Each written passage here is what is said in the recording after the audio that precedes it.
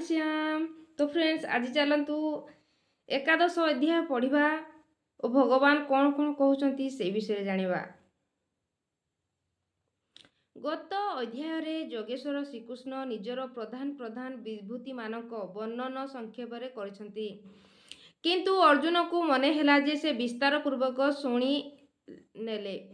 से कहिले आपण बाणी शुणी मोर संपूर्ण मोह नष्ट होईगला, किंतु आपण जहाँ कहिले ताहाकु प्रत्येक देखिबाकु चाहूछि। शुणिबा एवं देखिबारे आकाश पाताल अंतर रहिछि। अग्रसर होई देखिले वस्तुर स्थित किछि अन्य रूपे ही देखा जाइथाए। जेबे अर्जुन सेही रूपकु देखिले तेबे तांको शरीर कंपमान हेला, क्षमा याचना करिबारे लागिले। कोन ज्ञानी भयभीत हुए कि ताहार कौनसी जिज्ञासा रही थाए कि नहीं। बौद्धिक स्तर जानकारी सदैव धुआलिया रही थाए। हाँ, ताहा यथार्थ जानकारी निमंते प्रेरणा अवश्य देई थाए। किंतु अर्जुन निवेदन कले। अर्जुन उवाच मदनुग्रहाय परम गुह्यमत्मा संगीतम यते यज्ञ वचस्तेन मोहय विगते मम। हे भगवान, मते अनुग्रह करने निमंते जहाँ आपण द्वारा गोपनीय अध्यात्म प्रवेश हेउथिबा उपदेश कुहागला ताहा द्वारा मोर एही अज्ञान नष्ट होईगला। मु ज्ञानी होईगली। भवा पये हि भूताना सत्रो विस्तरसमय तत्व कमला पत्राक्ष महात्ममपि चाव्ययम्। हे कमल नेत्र, मु भूत प्राणी को उत्पत्ति एवं प्रलय आपणक ठारू विस्तार पूर्वक शुणिछि तथा आपणकर अविनाशी प्रभावरु मध्य शुणिछि। एवमेतत् यथाद्वा त्वमात्मना परमेश्वर दृष्टमिच्छामि ते रूपमैश्वर पुरुषोत्तम। हे परमेश्वर, आपण निजकु जेपरि कहउछन्ति एहा ठीक सेपरि ही अटे, एथिरे कौनसी संदेह नहीं। किंतु मु केबे ताहाकु शुणिछि।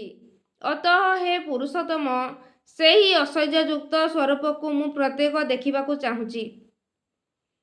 मनुष्य यदि तच्छक्ये मया दृष्टमिति प्रभ योगेश्वर तते मे दर्शयात्मान व्ययम्।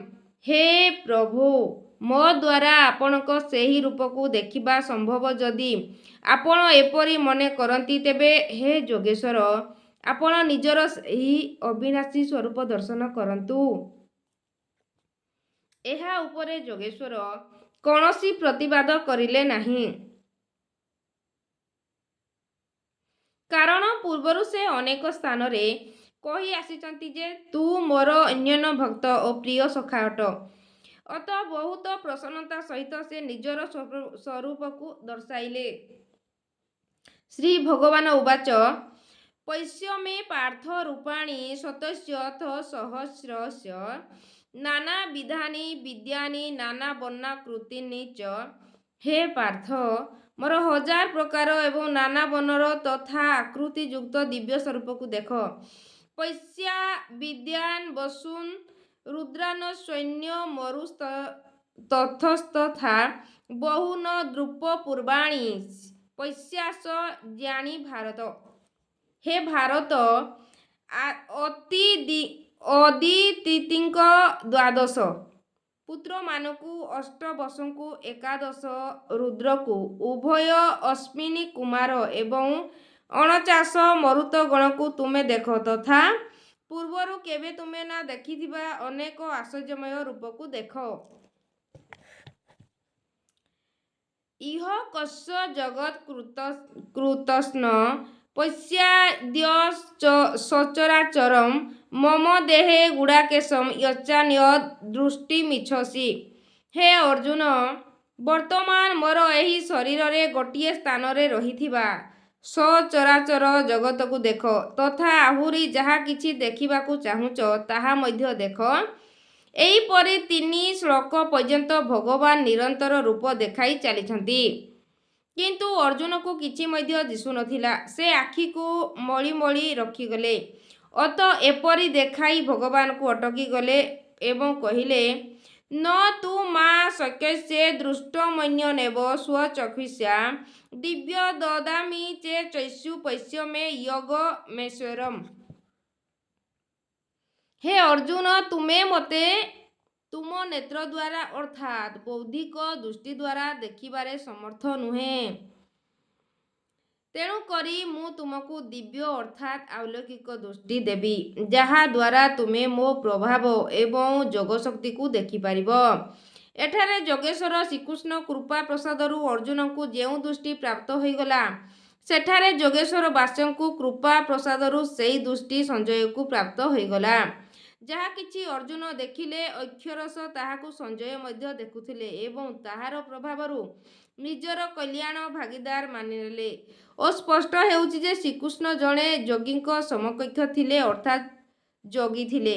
ସଞ୍ଜୟ ଉବାଚ ଏବ ମୁକ୍ତା ତତେ ରାଜନ ମହାୟୋଗେଶ୍ୱର ହରି ଦର୍ଶୟାମାସ ପ୍ରାର୍ଥୟା ପରମ ରୂପମେଶ୍ୱରମ୍। ସଞ୍ଜୟ କହିଲେ, ହେ ରାଜନ, ଏହା ଯୋଗେଶ୍ୱର ଶ୍ରୀହରି ଏହିପରି କହି ତାହାପରେ ପାର୍ଥଙ୍କୁ ନିଜର ପରମ ଐଶ୍ୱର୍ଯ୍ୟଯୁକ୍ତ ଦିବ୍ୟ ସ୍ୱରୂପ ଦେଖାଇଲେ, ଯିଏ ସ୍ୱୟଂ ଯୋଗୀ ଏବଂ ଯାହା ନିକଟରେ ଅନ୍ୟକୁ ଯୋଗଦାନ କରିବା କ୍ଷମତା ରହିଥିବ। ଯେ ଯୋଗର ସ୍ୱାମୀ ତାହାଙ୍କୁ ଯୋଗେଶ୍ୱର କୁହାଯାଏ। ଏହିପରି ସର୍ବସ୍ୱ ହରଣ କରୁଥିବା ହରି ଅଟନ୍ତି। ଯଦି କେବଳ ଦୁଃଖ ହିଁ ହରଣ କଲେ ଏବଂ ସୁଖକୁ ଛାଡ଼ିଦେଲେ, ତେବେ ଦୁଃଖ ଅବଶ୍ୟ ଆସିବ। ଅତଃ ସମ୍ପୂର୍ଣ୍ଣ ପାପର ବିନାଶ ସହିତ ସର୍ବସ୍ୱ ହରଣ କରି ନିଜର ସ୍ୱରୂପ ଦେବାରେ ଯିଏ ସକ୍ଷମ, ସେ ହିଁ ହରି ଅଟନ୍ତି। ସେ ପାର୍ଥଙ୍କୁ ନିଜର ଦିବ୍ୟ ରୂପକ ଦେଖାଇଲେ ଓ ସାମନାରେ ହିଁ ଉପସ୍ଥିତ ଥିଲେ। ଅନେକ ବକ୍ର ନୟନମ୍ କାଭ୍ୟୁ ତଦର୍ଶନମ୍ ଅନେକ ବିଦ୍ୟାଭରମ୍ ବିଦ୍ୟାନ କଦ୍ୟତାୟୁଧମ୍। ଅନେକ ମୁଖ ଏବଂ ନେତ୍ରଯୁକ୍ତ, ଅନେକ ଅଦ୍ଭୁତ ଦୃଶ୍ୟ, ଅନେକ ଦିବ୍ୟ ଭୂଷଣଯୁକ୍ତ, ଅନେକ ଦିବ୍ୟ ଶସ୍ତ୍ରମାନଙ୍କ ହାତରେ ଉଠାଇଥିବା ତଥା ଦିବ୍ୟ ମାଲ୍ୟାମ୍ବରଧରମ୍ ଦିବ୍ୟ ଗନ୍ଧାନୁଲେପନମ୍ ସର୍ବସ୍ୱମୟ ଦେବତାମନ୍ତ ବିଶ୍ୱତମୁଖମ୍। ଦିବ୍ୟମାଳା ଏବଂ ଦିବ୍ୟ ବସ୍ତ୍ରମାନଙ୍କୁ ଧାରଣ କରି, ଦିବ୍ୟ ଗନ୍ଧ ଅନୁଲେପନ କରି, ସମ୍ପୂର୍ଣ୍ଣ ଐଶ୍ୱର୍ଯ୍ୟଯୁକ୍ତ ସୀମାରହିତ ବିରାଟ ସ୍ୱରୂପ ପରମ ଦେବଙ୍କୁ ଅର୍ଜୁନ ଦୃଷ୍ଟିପ୍ରାପ୍ତ ହେଲାପରେ ଦେଖିଲେ। ଦିବି ସୂର୍ଯ୍ୟସହସ୍ର ଭବେତ୍ ୟୁଗପଦୁତ୍ଥିତା ୟଦି ଭା ସଦୃଶା ସା ସଦ୍ୟା ଭାବସ୍ୟ ମହାତ୍ମନଃ। ଅଜ୍ଞାନରୂପୀ ଧୃତରାଷ୍ଟ୍ର ସମୟରୂପୀ ସଞ୍ଚୟ ଯେପରି ପୂର୍ବରୁ ଆସିଥିଲା। ସଞ୍ଜୟ କହିଲେ, ହେ ରାଜନ, ଆକାଶରେ ଏକ ସାଥିରେ ହଜାର ସୂର୍ଯ୍ୟ ଉତ୍ପନ୍ନ ହେଲେ ଯେପରି ପ୍ରକାଶ ଥାଏ, ତାହାଠାରୁ ମଧ୍ୟ ମହାତ୍ମା ଯୋଗେଶ୍ୱର ଶ୍ରୀକୃଷ୍ଣଙ୍କ ବିଶ୍ୱରୂପ ଦେଦୀପ୍ୟମାନ ହେଉଥାଏ। ଏଠାରେ ଶ୍ରୀକୃଷ୍ଣ ମହାତ୍ମା ହିଁ ଅଟନ୍ତି। ସେ ଜଣେ ଯୋଗେଶ୍ୱର ଥିଲେ। ତୈତ୍ୟେକସ୍ତ ଜଗତ୍କୃତ୍ସ୍ନ ପ୍ରବିଭକ୍ତମନେକଧା ଅପଶ୍ୟ ଦେବଦେବସ୍ୟ ଶରୀରେ ପାଣ୍ଡବ ସଦା। ପାଣ୍ଡୁପୁତ୍ର ଅର୍ଜୁନ ଅର୍ଥାତ୍ ପୁଣ୍ୟ ହିଁ ପାଣ୍ଡୁ। ପୁଣ୍ୟ ହିଁ ଅନୁରାଗ ରୂପୀ ଅର୍ଜୁନକୁ ଜନ୍ମ ଦେଇଥାଏ। ସେହି ସମୟରେ ଅନେକ ପ୍ରକାରେ ବିଭକ୍ତ ହୋଇଥିବା ସମ୍ପୂର୍ଣ୍ଣ ଜଗତକୁ ସେହି ପରମ ଦେବଙ୍କ ଶରୀରରେ ଗୋଟିଏ ଜାଗାରେ ସ୍ଥିତ ହୋଇଥିବା ଦେଖିଲେ। ତତଃ ସ ବିସ୍ମୟାବିଷ୍ଟ ହୃଷ୍ଟରୋମା ଧନଞ୍ଜୟ ପ୍ರಣମ୍ୟ ଶିରସା ଦେବ କୃତଜ୍ଞା ଲିଭ ଭାରସ। ଏତତ୍ ପଶ୍ଚାତ୍ ଐଶ୍ୱର୍ଯ୍ୟଯୁକ୍ତ ହର୍ଷିତ ସେହି ଅର୍ଜୁନ ପରମାତ୍ମାଙ୍କ ପରମ ଦେବଙ୍କୁ ନତମସ୍ତକ ହେଲେ। ପ୍ରଥମେ ମଧ୍ୟ ପ୍ରଣାମ କରୁଥିଲେ, କିନ୍ତୁ ପ୍ରଭାବ ଦେଖିବା ପରେ ସାଦର ପ୍ରଣାମ କଲେ। ହାତଯୋଡ଼ି କହିଲେ। ଏଠାରେ ଅର୍ଜୁନ ଅନ୍ତଃକରଣ ସହିତ ନମସ୍କାର କରି କହିଲେ। ଅର୍ଜୁନ ଉବାଚ पश्यामि देवास्तव देव देहे सर्वस्थाना विभूति विभुविषेद संघान ब्रह्मणि स कमलासनस्थं ऋषिश्च सर्वानुगास दिव्यान्। हे देव, ଆପଣଙ୍କର ଶରୀରରେ ମୁଁ ସମ୍ପୂର୍ଣ୍ଣ ଦେବତାମାନଙ୍କୁ ତଥା ଅନେକ ଭୂତ ସମୁଦାୟଙ୍କୁ, କମଳାସନରେ ବସିଥିବା ବ୍ରହ୍ମାକୁ, ମହାଦେବଙ୍କୁ, ସମ୍ପୂର୍ଣ୍ଣ ଋଷିମାନଙ୍କୁ ତଥା ଦିବ୍ୟ ସମର୍ପମାନଙ୍କୁ ଦେଖୁଅଛି। ଏହା ପ୍ରତ୍ୟେକ ଦର୍ଶନ ଥିଲା। ଏହା କୌଣସି ମିଥ୍ୟା କଳ୍ପନା ନୁହେଁ। କିନ୍ତୁ ଏପରି ତେବେ ସମ୍ଭବ ଯେବେ ଯୋଗେଶ୍ୱର ପୂର୍ଣ୍ଣତ୍ୱ ପ୍ରାପ୍ତ ମହାପୁରୁଷ ହୃଦୟରେ ଦିବ୍ୟ ଦୃଷ୍ଟି ପ୍ରଦାନ କରିବେ। ଏହା ସାଧନା ଗମ୍ୟ ଅଟେ।